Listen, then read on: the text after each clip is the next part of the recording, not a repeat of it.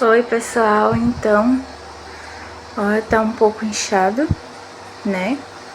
Já cheguei em casa, já tá anoitecendo. E... Ô gente, demorou pra arrancar, viu?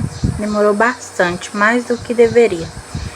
Aí, eu já cheguei em casa, já tava dando quase 5 horas da tarde já, né?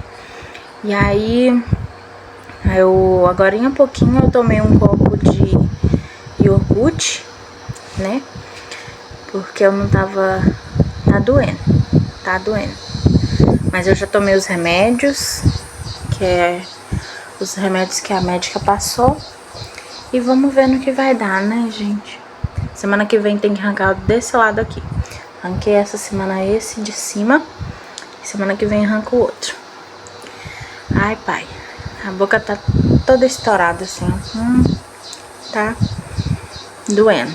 Mas vai dar certo, tá, gente? Amanhã eu mostro pra vocês direitinho como é que eu vou comer. Bom, a médica falou que eu posso comer coisa sólida, mas do lado contrário, né? Mas assim, tá difícil pra mastigar, porque eu tentei comer uma bolachinha ali, ainda tá muito sensível, sabe? Ainda mais que eu fiquei muito tempo com a boca aberta. Nossa, esse aqui assim, ó, parece que tá tudo machucado, sabe? Mas vamos ver amanhã, né?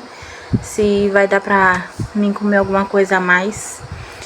Mas eu vou tentar comer mais sopa, assim, pra melhorar. E tem que ser sopa mais fria, não pode ser sopa tão quente. Ela falou nada de coisa quente. Foi só isso que ela falou.